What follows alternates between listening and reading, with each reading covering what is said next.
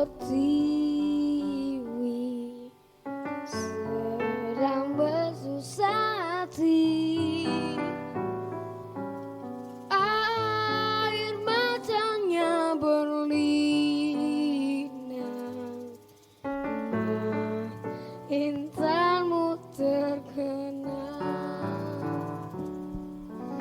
Hutan, gunung, sawah, lautan, simpanan kekayaan.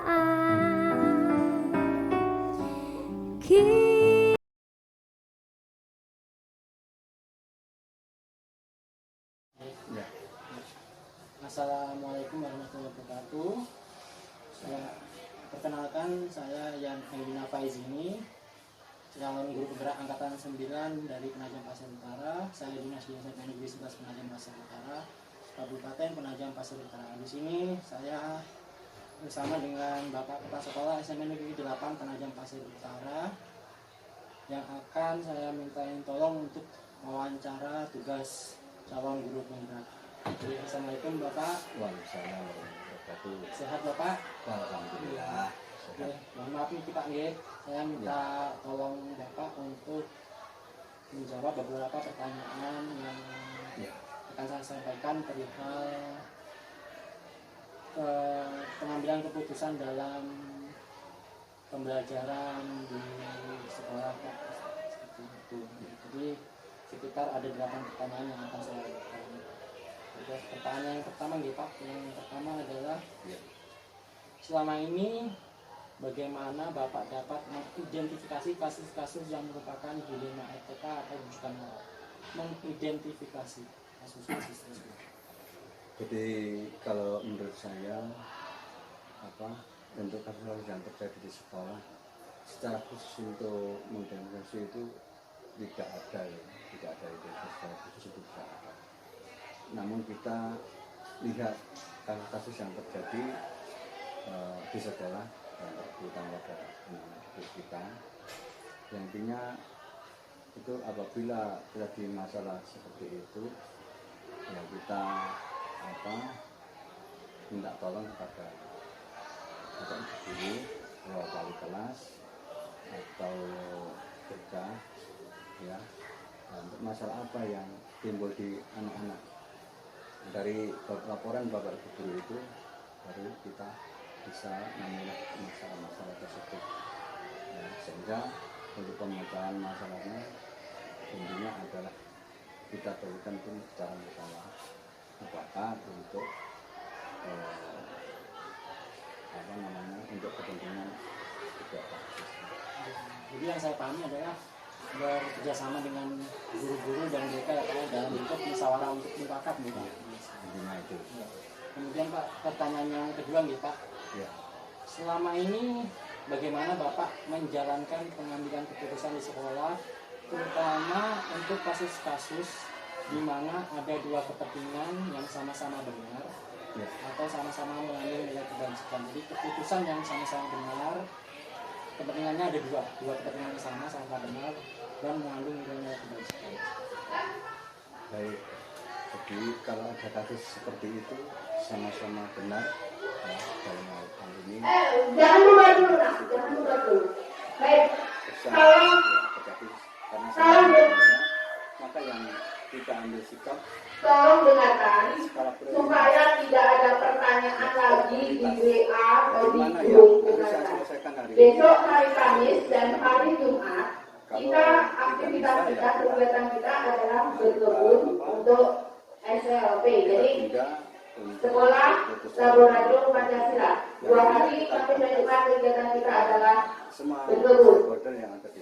Kemudian untuk itu kalian hari Kamis dan Jumat silakan memakai baju olahraga training ya, tidak ada baju bebas tapi baju olahraga sekolah ya, ada baju olahraga sekolah. Apa yang sudah disampaikan oleh Bapak Ibu koordinatornya masing-masing tolong betul-betul dibawa ya, tolong betul-betul dibawa, jangan ada yang tidak membawa, karena kegiatan pembelajaran kita hari Kamis dan hari Jumat adalah melaksanakan program sekolah laboratorium Pancasila. Jadi itu merupakan pembelajaran selama 2 hari tersebut. Kita persiapkan kebun kita, sekolah kita untuk laboratorium Pancasila. Nah, bisa kita Kemudian kesimpulan yang intinya adalah berpihak pada siswa. Oh, gitu. Berarti misalnya caranya ada belum seorang ya Pak. Iya. Dalam artian mengambil duduk bersama, mengambil ya, jadi itu tolong bawa pakai baju olahraga.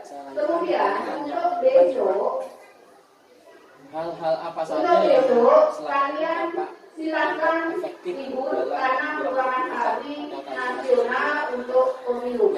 Ibu ingatkan, tolong jangan mengikuti Untuk membuat orang-orang dewasa melakukan hal-hal yang tidak semestinya dilakukan. Ya, kalian lihat saja, lihat dari jauh-jauh, tidak usah mengikuti apa yang dilakukan orang-orang dewasa yang mungkin justru malah akan menyeret-nyeret kalian ke hal-hal yang negatif. Ya, dilihat saja, tidak usah diikuti.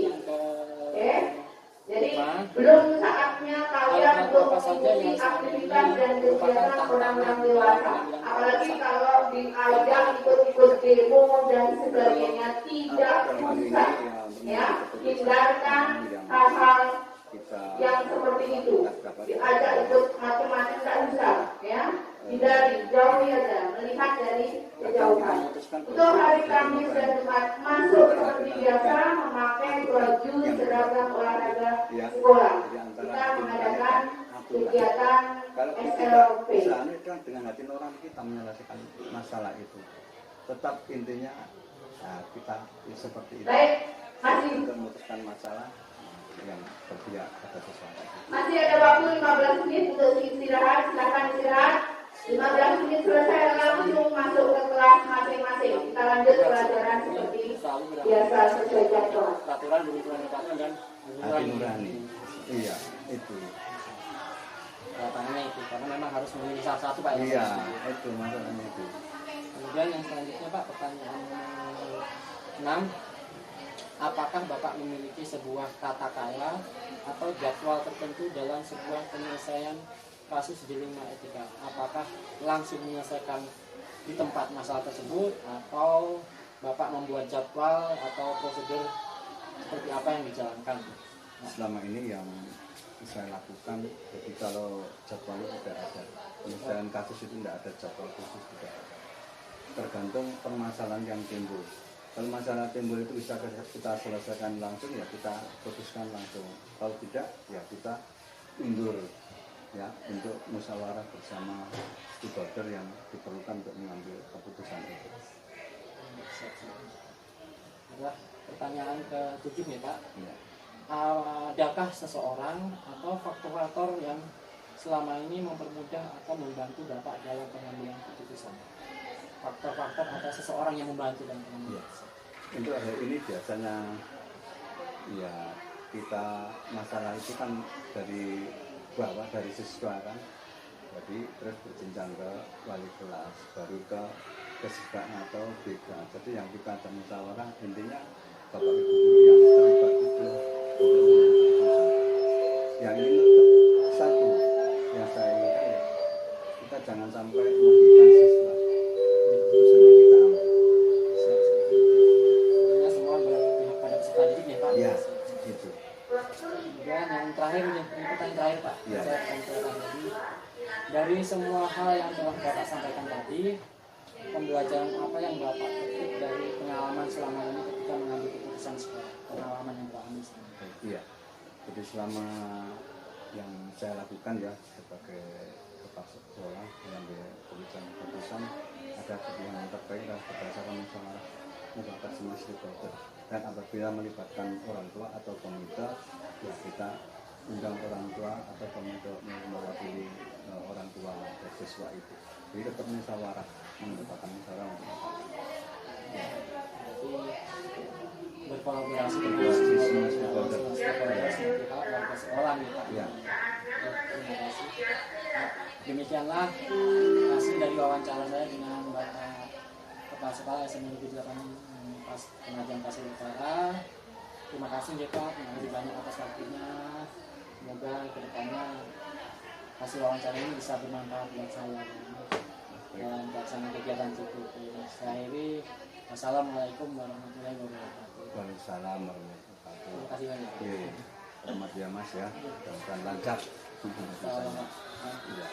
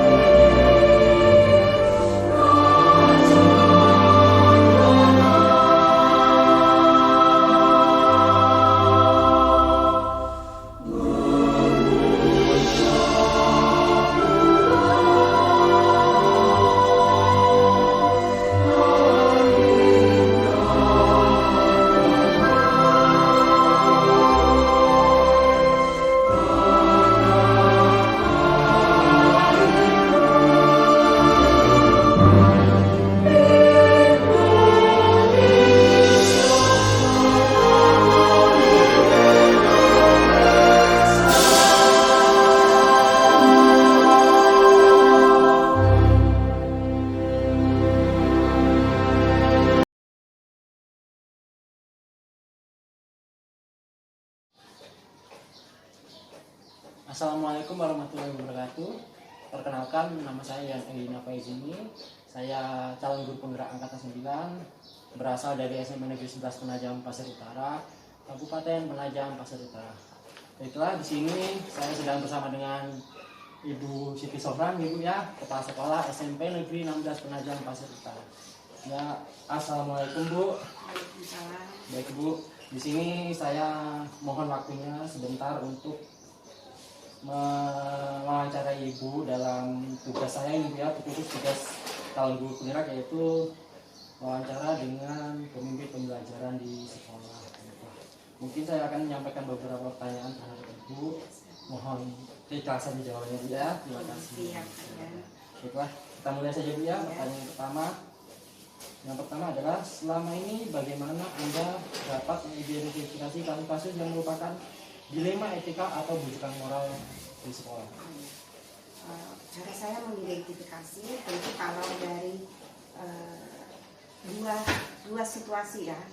Kalau situasi itu benar dan situasi yang satunya benar, berarti benar versus benar, maka saya yakin itu adalah dilema etika. Tetapi di mana ada dua situasi benar versus salah, maka itu adalah bujukan moral. Hanya seperti itu saya bisa mengidentifikasi. Jadi benar atau benar dan benar atau salah ya Bu ya. Iya. Dan untuk pertanyaan selanjutnya Bu, pertanyaan kedua, selama ini bagaimana Ibu menjalankan pengambilan keputusan di sekolah, terutama untuk kasus-kasus di mana ada dua kepentingan yang sama-sama benar atau sama-sama mengandung nilai kebajikan? Nah, bagaimana saya mengambil keputusan, tentu kalau sudah tahu tadi adalah sama-sama benar, berarti itu dilema etika. Nah, supaya saya tidak dilema dalam mengambil keputusan, tentu saya melihat dulu siapa yang berkepentingan di sini. Apakah individu lawan dengan banyak orang? Saya tentu melihat dulu kemanfaatannya untuk banyak orang, seperti itu. Dan jika kepentingan itu berhubungan langsung dengan kebutuhan atau hak murid, tentu kepentingan murid di atas segalanya. Berarti intinya kepentingan murid di atas segalanya Bu ya. Untuk pertanyaan selanjutnya Bu, yang ketiga, langkah-langkah atau prosedur seperti apa yang biasa Ibu lakukan selama ini? Langkah-langkah atau prosedur dalam pengambilan keputusan? Oh, langkah-langkahnya. Tentu kalau di awal tadi ya sudah diidentifikasi. Nah, tentu kan ada apakah dilema etika, apakah rujukan moral. Nah, kalau di dilema etika, langkah-langkahnya tadi di awal sudah diidentifikasi. Yang kedua, saya melihat dulu siapa yang berkepentingan di situ.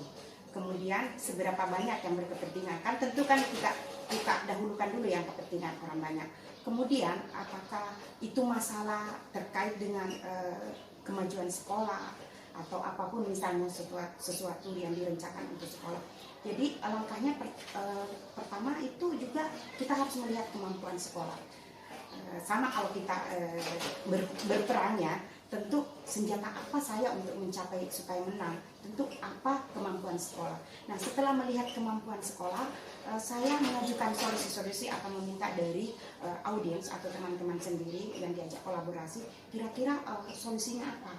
Nah, dari solusi-solusi itu kita pertimbangkan lagi kebermanfaatannya, pertimbangkan kekurangan kelebihannya supaya lebih efektivitas. Dari hasil yang saya tangkap berarti identifikasi, terus siapa yang berkepentingan di dalamnya Bu ya. Yang kedua adalah kemampuan dari sekolah ya Bu ya, nilai positif yang ada di lingkungan kita. Jadi sekolah punya aset, itu yang diberdayakan. Aset positif maksudnya. Yang diberdayakan. Ya Bu, pertanyaan keempat ya Bu ya. Hal-hal apa saja yang selama ini Ibu anggap efektif dalam pengambilan keputusan pada kasus dilema etika? Hal yang efektif. Hal-hal yang efektif menurut saya atau dibuat lebih efektif dalam mengambil keputusan dilema etika, kita kembali meninjau kesepakatan di awal. Itu saya kira dengan melihat kesepakatan awal atau kebijakan terdahulu yang kita buat, itu kita tinjau. Nah, maka itu akan lebih efektif karena saya yakin setiap individu yang mengetahui dan memahami itu tentu dia akan bisa mengetahui bahwa ini salah, ini benar, ini yang pantas saya lakukan. Jadi efektif sekali itu membuat kesepakatan di awal saja atau meninjau kembali apa yang telah kita buat bersama. Berarti meninjau kembali ya punya kesepakatan atau kebijakan yang telah kita ambil di awal kegiatan. Kita tidak perlu berlama-lama mengatakan ini dan itu, karena itu sudah kita buat. Terus pertanyaan kelima ya Bu ya, ini hal apa saja yang selama ini merupakan tantangan dalam pengambilan keputusan kasus-kasus di lingkungan kita? Tantangan. Ya, tantangannya berarti tentu kalau ini mengambil keputusan dan keputusan ini yang berkepentingan adalah orang banyak, tentu saya tidak egois untuk mengambil keputusan sendiri. Tentu saya melibatkan orang dengan komunikasi yang baik, karena dengan berkomunikasi melibatkan orang banyak, tentu ada banyak hal yang mungkin saya tidak terpikirkan, tetapi orang terpikirkan dan itu menjadi acuan saya untuk lebih menggunakan lagi nilai-nilai kebajikan, bahwa karena pendapat itu berbeda. Berarti yang saya tangkap adalah seperti musyawarah ya kan, baca kurang lebih seperti itu ya, maksudnya pendapat dari banyak orang kita tampung yang terbaik. Selanjutnya Bu ya, pertanyaan yang keenam. Apakah Ibu memiliki sebuah tata cara atau jadwal tertentu dalam sebuah penyelesaian kasus dilema etika? Ataukah masalah tersebut diselesaikan di tempat, atau memiliki sebuah jadwal tertentu untuk diselesaikan di lain waktu Bu? Atau prosedur seperti apa yang Ibu jalankan selama inilah ketika ada masalah itu datang ke hadapan sekolah? Masalah ya, kalau masalah itu kan tidak direncanakan ya. Masalah itu tidak ada orang yang menginginkan, tetapi ketika ada masalah dan masalahnya itu tidak banyak, hanya satu, tentu sesegera mungkin dilakukan tanpa harus ada jadwal. Tetapi ketika itu banyak masalah, tentu tidak mungkin dalam satu waktu kita menyelesaikan masalah. Itu kita prioritaskan dulu yang mana yang didahulukan. Tetapi yang krusial itu ya, kalau lebih berhubungan dengan siswa, maka kepentingan siswa yang harus dilakukan. Jadi prioritas. Jadi yang sangat adalah jadwal tidak pasti ya, yang kondisional dan artinya seperti itu. Terus Ya. mana prioritas masalah yang dianggap paling urgent saat itu, Ya. itulah yang diselesaikan. Oke, siap. Ya, ini pertanyaan ketujuh mungkin Bu. Adakah seseorang atau faktor-faktor apa yang selama ini mempermudah atau membantu Ibu dalam pengambilan keputusan dalam kasus-kasus bullying etika? Seseorang atau faktor ini Bu. Jadi Ya. boleh seseorang, boleh faktor. Ya. Jadi seseorang tentu bukan, tetapi banyak orang di sebuah komunitas, layaknya seperti sekolah. Itu tentu dengan stakeholder yang ada di sekolah, jika ada masalah diselesaikan dengan bersama, tentu lain orang lain pendapat, mereka punya wawasan penalaran yang berbeda-beda dari semua apa yang disampaikan itu akan membantu pemahaman saya.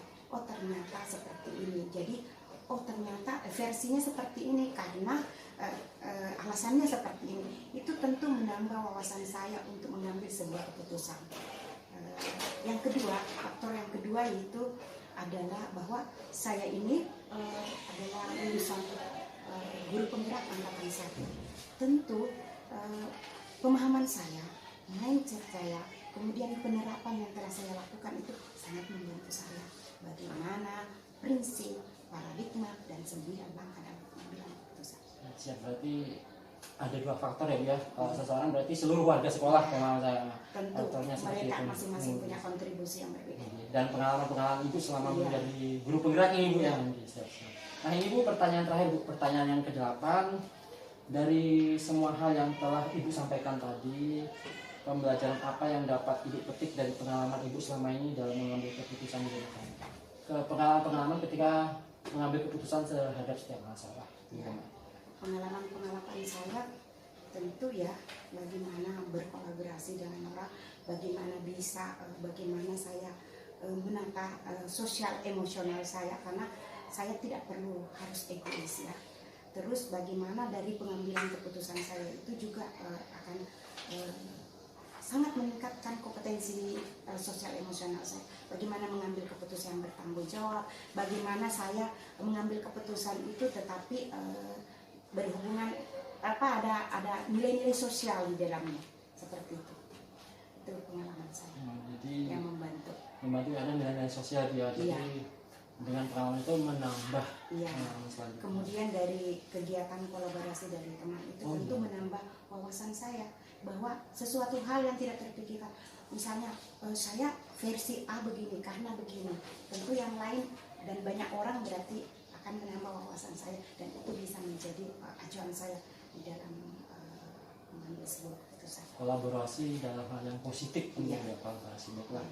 Demikianlah dari 8 pertanyaan yang telah saya sampaikan pada wawancara ini dengan Ibu Siti Sora, dan mungkin saya cukupkan sekian wawancara ini. Terima kasih Bu Siti Sora atas waktunya. Sama-sama. Maaf mengganggu waktunya selama ini ya, untuk support wawancara sekali. ini ya. Terima kasih Bu atas bantuannya. Saya akhiri wawancara pada hari ini. Wassalamualaikum warahmatullahi wabarakatuh. Waalaikumsalam warahmatullahi wabarakatuh. Terima kasih Bu. Sama-sama. Satu aja, satu kali.